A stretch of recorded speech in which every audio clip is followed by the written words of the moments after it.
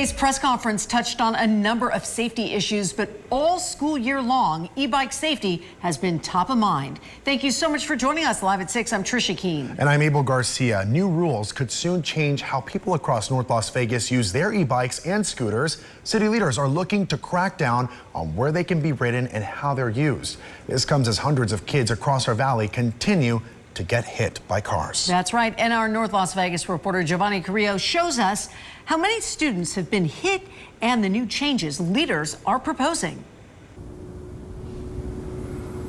Right, guys, or the city of North Las Vegas could soon join other municipalities across our valley by approving its own rules for electric bikes and scooters. Now, this comes as school police say hundreds of students have already been hit by cars this school year. With summer just around the corner, safety and security is top of mind for law enforcement officers, as thousands of kids could be spending more time riding their electric devices all over the community, including right here in North Las Vegas. Parents, please talk to your children and go over all of the road laws of the road so we don't have any more loss of life of our young kids. So far this year, the Clark County School District reports 406 students have been hit by cars. 73 of those crashes happened in North Las Vegas, and about 28 involved students riding e-bikes or e-scooters. What part of town are we seeing the most students being hit?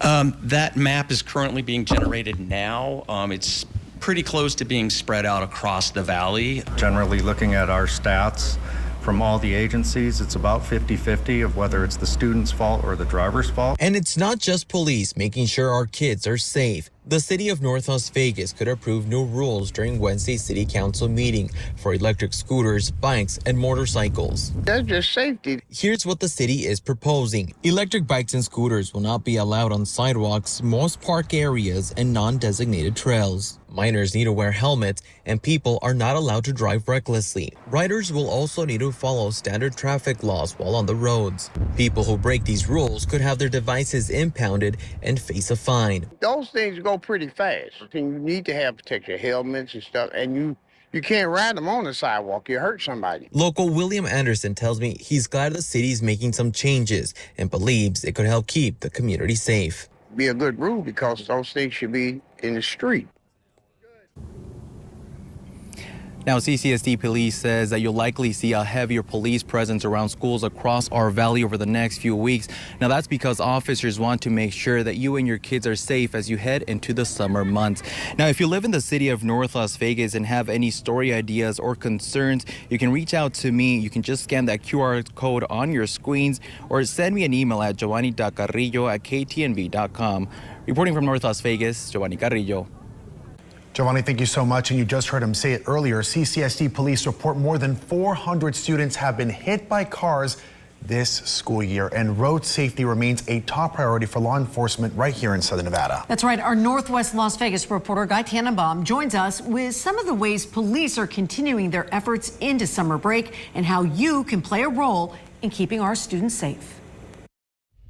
As we head into summer break, road safety around schools continues to be a main focus for everyone across the valley, including right here in Northwest Las Vegas. I'm outside of Centennial High School, where I talk to parents and grandparents about the conversations they have with their kids about road safety before school lets out for the summer. It's very important. I talk to my grandkids that I pick up about safety and about what I see. Something new this summer, school zone flashers like these will be staying on. It's a decision made by the School Traffic Safety Working Group after more than 400 students were hit by cars this school year. Coming up with new ideas to try to curb a lot of this, and because we do have more summer programs going on now than we historically have in the past, we have more kids out there, so the push from the county is to have them all on throughout the county. Now, this is the first time that I can remember this happening, and I'm a product of the district myself, so I wanted to see what parents think about it. Love it.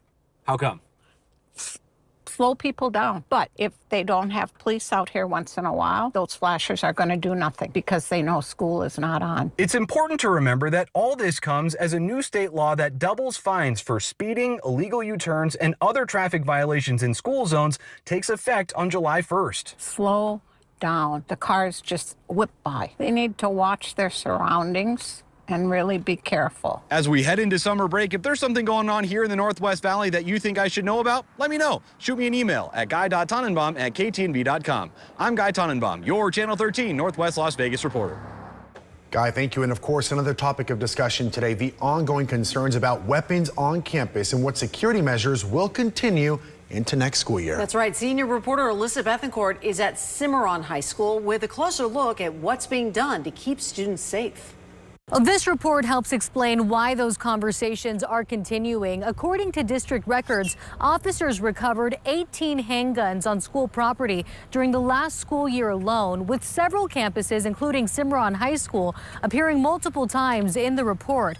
Well, today, district leaders walked us through some of the safety measures currently in place. For example, for years, CCSD used random weapon screenings at middle and high school campuses. But just last school year, the district also introduced newer weapon detection systems at some athletic events and at some schools during arrival times. The district has also implemented the use of wearable panic alert buttons for staff, which connect directly to dispatch and school police during emergencies. Superintendent Joan Ebert says the goal is to make campuses safer while making sure students and families feel comfortable. It's a balance. We want to hold both of them at the same time, welcoming environments, right? Making sure our schools are safe. And district leaders say a big part of their focus right now is controlling who can access campus during the school day, and that many of those safety protocols will continue next year. Single points of entry. Once the buses arrive, the exterior doors are all locked, so everyone who comes to that school is funneled through the main office through a vetting process with school staff.